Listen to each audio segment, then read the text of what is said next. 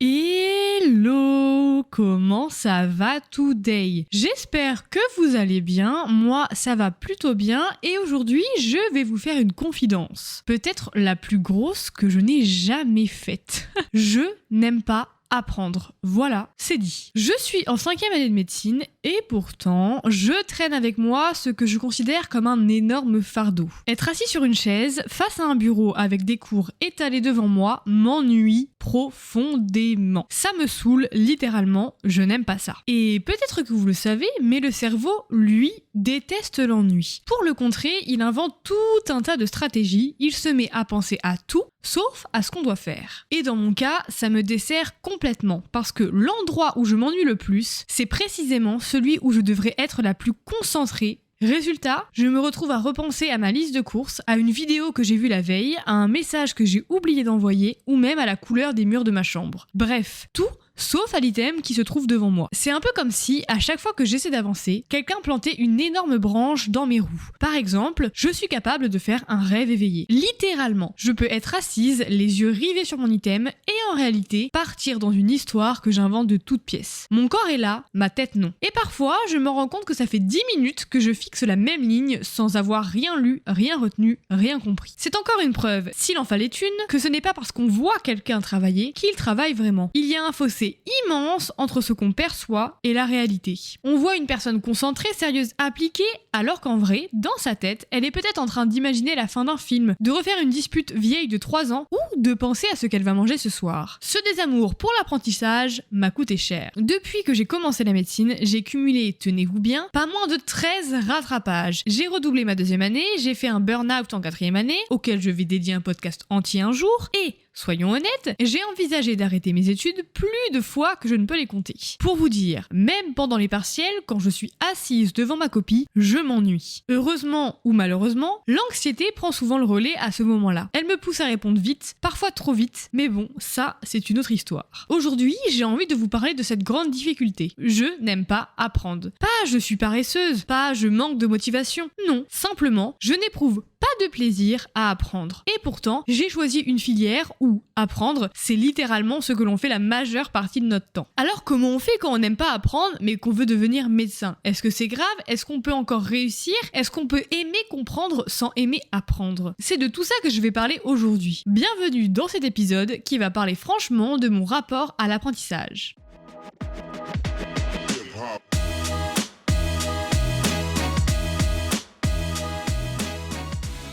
Comme d'habitude, pour cet épisode du podcast, j'ai écrit une intro et une conclusion, ainsi qu'un certain nombre de points que je vais aborder avec vous, et on commence maintenant. J'ai divisé cet épisode en 3 parties. La première, c'est d'où vient ce désamour. Pour le contexte, je n'ai jamais réellement aimé apprendre. À l'école, j'étais pas spécialement une personne qui adorait aller en cours. J'avais des bonnes notes parce que je me sentais entre guillemets redevable de mes parents, mais j'aimais pas spécialement apprendre. Cependant, j'avais certaines facilités, par exemple, je sais qu'un cours d'histoire géo, que ce soit au collège ou au lycée, en une demi-heure, 1 heure, je l'avais appris assez facilement. Enfin, les choses rentraient plutôt facilement dans ma tête, mais je n'aimais pas pour autant apprendre. Je viens d'une famille plutôt modeste, on va dire de classe moyenne. Mes grands-parents du côté paternel étaient agriculteurs. Mes grands-parents du côté maternel avaient une entreprise de charbon, sauf que ça a fait faillite et donc du coup après ils n'ont pas réellement retravaillé, donc bon voilà, vous comprenez le concept. Et moi, mes parents sont comptables tous les deux. Dans ma famille,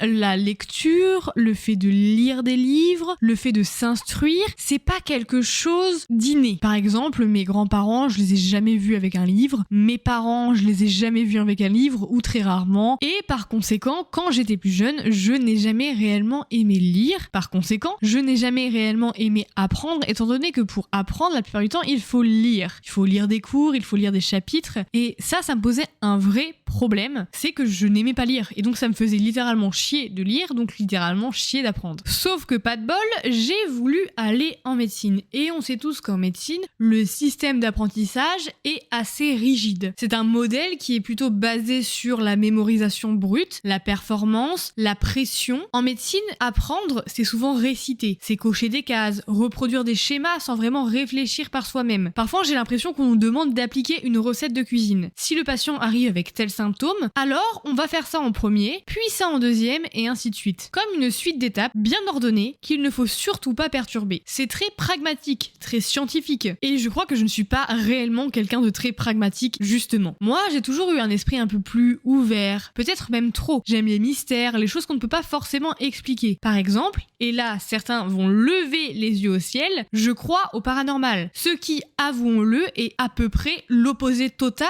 de la science médicale. Et c'est peut-être aussi pour ça que parfois, j'ai du mal à entrer dans ce moule, à aimer apprendre de manière aussi cadrée, aussi rationnelle. Au bout d'un certain temps, dans mes études, donc dans la médecine, je trouve qu'il y a une perte de sens. On apprend sans toujours comprendre à quoi ça sert. Parce que tout comprendre et tout bien apprendre, c'est super difficile, étant donné le nombre de quantités astronomique qu'il faut savoir. Quand on t'explique pour la 10e fois la voie du complément par exemple, sans jamais te montrer quel impact concret ça peut avoir sur un patient, eh bien à force, je trouve ça dérisoire. Vous allez me dire que dans les items, on nous parle des facteurs de risque, des traitements, des complications, des évolutions possibles de la maladie. Oui, c'est vrai, mais la réalité, c'est qu'entre les bouquins et le patient, il y a un monde. Dans les cours, tout est clair, logique, linéaire. Dans la vraie vie, c'est flou, complexe, parfois même contradictoire. Et je crois que c'est ça qui me frustre. On nous apprend à connaître la médecine des livres, pas toujours celle des êtres humains. Comme je l'ai dit au début, je ne suis pas quelqu'un qui aime apprendre de par le fait que je n'aime pas lire. Pour moi, lire un livre, faire quelque chose qui implique la lecture, dans ma tête, c'est associé forcément à quelque chose de chiant, car c'est entre guillemets ce que j'ai appris. Donc là, il y a tout un travail de déconstruction sur la lecture, mais ça, c'est un autre sujet. Mais en parallèle de ce fait d'avoir du mal à lire, il y a aussi le fait que la fatigue s'accumule au fur et à mesure des années et au fur et à mesure du temps, et que le cerveau n'a plus la disponibilité mentale pour aimer apprendre, sachant que pour moi, c'était déjà difficile de base. Après presque 6 ans de médecine, j'en ai vraiment marre d'apprendre pour apprendre. Lire des items, faire des QCM, cocher des bonnes réponses ou des mauvaises, c'est bien, c'est jeu, mais quand je me retrouve face à un patient et que je ne sais pas quoi faire, là je ressens une vraie frustration et ça me bloque dans mon apprentissage. Parce qu'à quoi bon connaître la théorie si dans la pratique je me sens perdu? Souvent quand je lis un item, je me dis oui ok d'accord j'ai compris, super ça va donner ça, d'accord. Mais en réalité, je ne retiens rien parce que je me contente de lire et relire encore et encore sans que ça prenne réellement sens. Et ça me saoule. J'ai parfois l'impression de tourner en rond, de remplir ma tête d'informations qui s'évaporent aussi vite qu'elles sont arrivées. Un des biais qui s'est développé au fur et à mesure du temps, en tout cas pour moi, c'est que je lis sans lire. Vraiment, je suis plus devenue un robot. Par automatisme, je sais que tel mot va être surligné en orange, tel mot va être surligné en jaune, tel mot en vert, et je fais vraiment les choses par automatisme. Et parfois, je lis un item, je le lis, en tout cas, je crois le lire, et une fois que j'ai fini de tout fluoter, je me dis, mais en fait, j'ai rien retenu, je ne connais rien, et je ne sais rien de ce cours. Le plus dur avec moi, c'est que vraiment, ça m'ennuie profondément. Apprendre, déjà, ça ne m'intéresse pas d'apprendre parce que je ne vois pas l'intérêt, je préfère vraiment apprendre face à quelqu'un et dans la réalité, quoi, en face to face, mais ça, j'en parlerai après. Mais apprendre sur un livre, vraiment, ça ne m'intéresse pas parce que j'ai du mal à me représenter la personne, à me représenter la pathologie, à me représenter tout ça, et ça m'ennuie, mais profondément, mais vraiment, ça m'ennuie, mais à fond. Et donc, quand je suis sur un bureau n'importe lequel, à la BU, chez moi, dans un café, n'importe où, mon esprit part ailleurs au bout de 5 minutes. Toutes les 5 minutes, je suis obligée de me recentrer sur ce que j'étais en train de lire, parce que sinon je perds le fil, et la plupart du temps je perds le fil d'ailleurs, et vraiment c'est chiant, genre je pars sur autre chose tellement ça ne m'intéresse pas. N'importe quoi, un papillon qui est devant moi, un pigeon, une personne qui porte du rose, je vais être en mode « Ah, sympa !» et je vais partir là-dessus plutôt que de lire le cours. Du coup c'est assez compliqué pour moi de rester concentré longtemps et d'apprendre les choses, étant donné que je déteste ça. Je sais pas s'il y a des personnes qui sont dans le même cas que moi, en tout cas s'il y a des personnes qui sont dans le même cas que moi, ça m'intéresserait vraiment d'avoir vos témoignages et d'avoir vos astuces, donc ça ce sera la 3e partie. Mais si vous avez des astuces que je n'aurais pas citées, parce que bien sûr qu'il y a des trucs que je vais pas citer parce que je les connais pas, mais si vous avez des astuces, je suis grave chaud. Comme ça je les partagerai à tout le monde parce que je pense que c'est un peu un fléau en médecine. Au bout d'un moment, même si on aime apprendre de base, ce qui n'est pas mon cas, mais je pense qu'il est le cas de plusieurs personnes, au bout d'un moment on en a clairement ras le fiacos, on va pas se mentir. On arrive doucement à la 2e partie, aimer comprendre sans aimer apprendre. Le lieu personnellement où j'apprends le plus, c'est les stages. Même si je n'aime pas forcément aller en stage, parce que jusqu'à maintenant, tous les stages que j'ai faits ne m'intéressaient pas, étant donné que la branche de la médecine qui m'intéresse le plus, c'est le domaine de la psychiatrie. Donc, c'est quand même assez peu représenté. Et ce qui est plus représenté, c'est le côté médical, entre guillemets, le côté biologique. Donc, je suis allée en radiologie, en médecine interne, aux urgences et chez un médecin généraliste. Et je me suis jamais sentie réellement intéressée plus que ça. Alors, chez le MedG, j'ai bien aimé le côté patientel et le côté relationnel avec les patients, mais je trouvais ça un petit peu redondant. Aux urgences, j'ai bien aimé le fait de voir plein de personnes et de me sentir vraiment utile, mais j'ai beaucoup moins aimé le côté biologique et le côté lire des biblios, lire des scanners, enchaîner assez rapidement et ne pas avoir le temps avec les patients. Et en médecine interne, alors là, je n'ai pas aimé ce stage, non pas que les gens n'étaient pas sympas, mais juste, c'était vraiment que des valeurs biologiques, enfin, on interprétait plein de résultats et on se disait, bah, s'il y a ça, plus la clinique, ça veut dire qu'il y a ça. Et personnellement, je n'ai pas trouvé ça intéressant. Donc tout ce qui est biologique, entre guillemets, tout ce qui est scanner et tout, c'est pas quelque chose qui m'intéresse plus que ça. Moi, j'aime bien le mental, j'aime bien décortiquer, j'aime bien comprendre. Je pense d'ailleurs que c'est pour ça que je fais des podcasts, c'est parce que j'adore expliquer, comprendre, décortiquer un peu comment je pense et vous aider, bien entendu. Donc, le lieu où j'apprends le plus, c'est quand même les stages. Parce que quand on est en stage et qu'on voit un patient, on comprend enfin pourquoi tel signe clinique est lié à telle pathologie. Même si la pathologie ne nous intéresse pas plus que ça, on comprend puisqu'on voit, et je trouve que c'est beaucoup plus simple de retenir quand on voit les choses plutôt que quand on les lit, parce que c'est concret, c'est vivant et on se sent un peu utile. Ce n'est pas que de l'apprentissage, c'est plus de la compréhension, le fait de faire des liens, de dire ah si le gars, a des angiomes stellaires, donc des sortes de petites étoiles rouges sur le corps, et ben ça pourrait indiquer qu'il a un problème au niveau du foie. Je fais vraiment dans les grandes lignes parce que tout le monde n'a pas le même niveau dans le podcast. Attention, je suis pas du tout en train de dire que je suis super forte et que j'ai un super niveau, hein, pas du tout. Hein. Mais juste, vu qu'on a tous un niveau hétérogène, j'ai pas envie d'aller dans le détail. Et je pense que j'ai pas envie de me tromper aussi, mais bref. Mais c'est ça que j'aime, c'est le parallèle entre la vie et les cours. Mais l'apprentissage mécanique, c'est-à-dire juste être face à des fiches, à des QCM, répéter les mêmes erreurs, répéter, lire, ça me saoule, ça m'ennuie. Et je trouve que cet apprentissage, cette forme d'apprentissage ne me correspond pas. Je me suis souvent dit que c'était un peu une faute professionnelle d'avouer que je n'aimais pas apprendre. Comme si j'étais pas à ma place en médecine parce que je n'aimais pas apprendre face à des cours. Mais en fait, c'est juste que le fait d'apprendre des livres ne m'intéresse pas. Parce que lire en soi ne m'intéresse pas, mais par contre le fait d'apprendre face à un patient, face à une expérience, face à la vie tout simplement, là ça m'intéresse parce que là on a du concret et là je me sens utile. En fait je crois que j'ai besoin de me sentir utile pour aimer apprendre et c'est pas face à des livres que je me sens utile parce que les pauvres je fais juste tourner des pages et les surligner. Bon, je crois que vous l'aurez compris, apprendre face à des bouquins, ça m'ennuie profondément, ça me fait chier, j'aime pas du tout. Alors c'est super Yona, mais maintenant, comment on peut réconcilier les deux mondes? Comment j'apprends malgré tout et comment j'avance malgré tout? Parce que, en tout cas, moi, personnellement, je suis en médecine, peut-être que vous êtes dans d'autres études, mais peu importe dans les études que vous êtes, on est obligé au bout d'un moment d'avancer pour essayer tout simplement d'avoir ce putain de diplôme.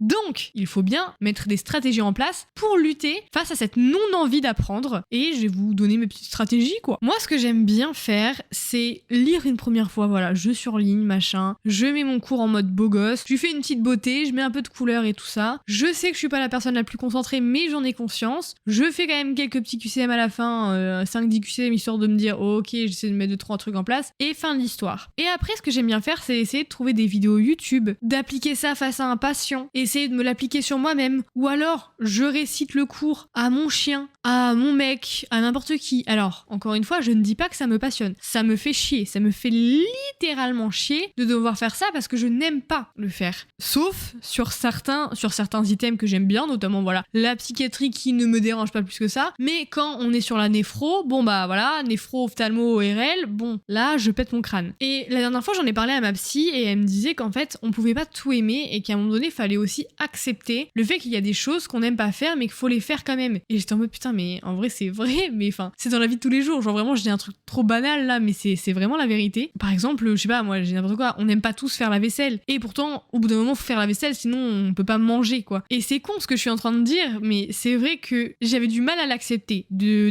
me dire qu'il y a des choses que j'allais pas aimer. Après avoir essayé de regarder des vidéos, d'en parler à d'autres personnes, de faire des cas cliniques entre potes, c'est bien beau tout ça, mais ça ne marchait toujours pas. Et je ne comprenais pas pourquoi je n'arrivais toujours pas à apprendre apprendre. Et ben en fait, je me suis juste lâché la grappe parce qu'en fait, je suis actuellement comme ça, j'ai du mal à apprendre et c'est comme ça. Donc, ce que je fais, c'est que j'essaie juste d'avoir un petit peu plus de temps libre, de temps où je peux me reposer, de temps où je peux dormir, de temps où je peux aller courir, de temps où je peux promener mon chien, de temps où je peux faire à manger, enfin bref, de temps pour faire autre chose et ça me permet étonnamment d'être un petit peu plus concentrée et un peu moins dans ma bulle et dans mes pensées quand je suis face à mes cours. Alors c'est vraiment une astuce complètement bête. Vous allez me dire super Yona, merci pour l'astuce, top, 20 minutes de podcast pour ça, vraiment la prochaine fois tais-toi quoi.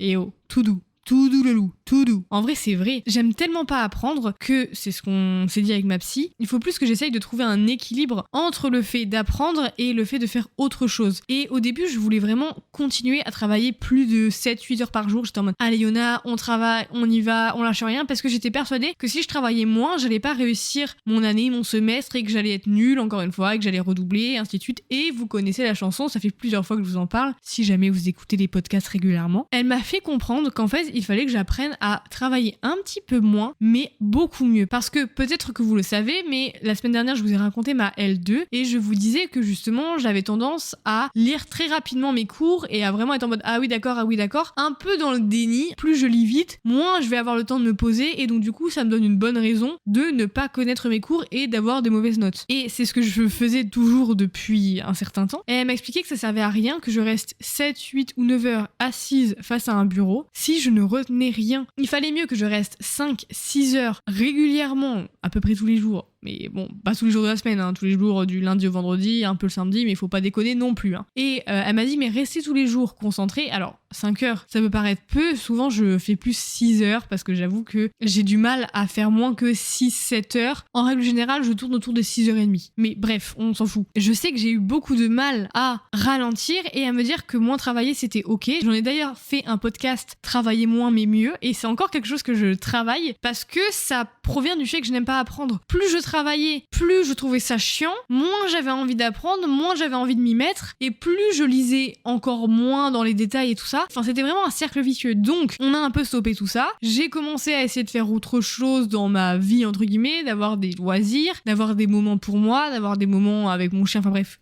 Vous connaissez la chanson. Et on a refait la boucle inverse, c'est-à-dire travailler un peu moins, mais essayer dans ma journée de caler des items qu'on appelle des items un peu plaisir, c'est-à-dire des items qui me font du bien, que j'aime bien, et qui me font plaisir, entre guillemets, à travailler. Puis, à côté de faire, par exemple, des items que j'aime moins, mais d'alterner entre un item assez conséquent, puis un item que j'aime bien, puis un petit item, puis un item conséquent, et un item que j'aime bien. Je dis n'importe quoi, mais en gros, c'est à peu près ça. Et c'est vrai que ça m'a permis déjà de me réconcilier un peu avec les items, même si c'est pas encore ça, je vais pas vous mentir. Et une autre astuce qu'elle m'a donnée, c'est que moi, en tout cas pour ma personne, je n'aime pas lire. Et donc c'est vraiment une de mes plus grosses difficultés, c'est que lire, je trouve ça chiant. Et on a essayé de travailler sur des petites lectures, genre j'essaie de lire des livres. Le dernier livre que j'ai fini, c'est le livre de la femme de ménage, qui est incroyable. J'ai lu le tome 1, je me suis acheté le tome 2, et pour l'instant, j'arrive pas à le lire. J'arrive pas à me remettre dedans, je sais pas, je suis un peu dans le déni, je crois, j'ai du mal à aller vers ce livre et à commencer à le lire. J'ai commencé quelques pages, il a l'air super cool et tout, mais je sais pas, genre je suis un peu dans le déni et je me dis, ouais, mais si tu fais ça, tu vas perdre du temps, nan. Oh là là, mais Yona, mais tais-toi avec ta perte de temps, vraiment, on peut plus. On est bientôt en 2026, ça va pas là.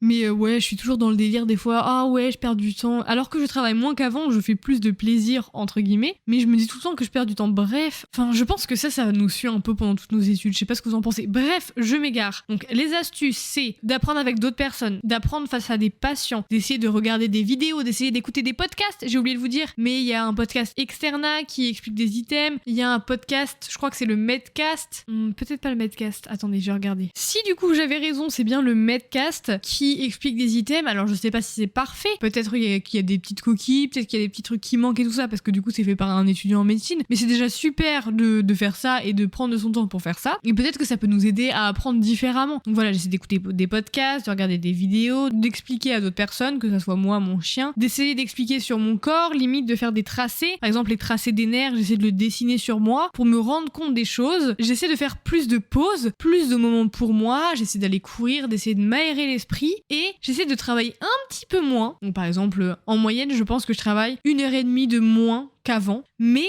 mieux. J'essaie de faire des fiches plus conscientes, j'essaie de surligner plus consciemment, même si c'est pas encore ça. Enfin bref, j'essaie de faire mieux et moins. C'est bête, hein. Franchement, ça revient un peu au podcast que j'ai fait la dernière fois, mais bon. C'est un peu les stratégies que j'ai trouvées pour essayer d'aimer apprendre, même si j'aime toujours pas ça, étant donné que je n'aime pas lire et que c'est la base du problème, finalement. Je voulais finir par un tout petit point, c'est qu'il y a une différence entre apprendre pour réussir et apprendre pour exercer. Je suis persuadée qu'on peut connaître et avoir plein de connaissances, pour autant être nul en clinique et être nul, entre guillemets, moi je mets vraiment des gros guillemets, avec les patients. Donc, je me dis que peut-être que j'aurai moins de connaissances que quelqu'un d'autre, mais peut-être que je serai plus empathique, plus bienveillante, plus à l'écoute que quelqu'un d'autre. Je me dis que j'apprendrai d'une autre manière parce que je pense pas qu'il y a qu'une seule manière d'apprendre. Il y a le fait d'apprendre face à ces livres, c'est très pragmatique, très protocolaire, très scolaire, et ça c'est un modèle qui me correspond pas vraiment. Par contre, apprendre dans la réalité, apprendre pendant les stages, apprendre face à des professeurs ou à des docteurs qui sont passionnants et qui te livrent tout un tas de leur savoir, ça je trouve littéralement cool et passionnant, vraiment ça me passionne. Surtout quand c'est quelqu'un qui est passionné par ce qu'il dit, je trouve ça réellement intéressant. Mais par contre, quand c'est apprendre pour apprendre, bah là franchement ça me fait chier. Aujourd'hui j'ai accepté que je n'ai pas besoin d'aimer apprendre pour être une bonne médecin. Ce que j'aime c'est comprendre les gens, les écouter, les aider, et ça je l'apprends tous les jours,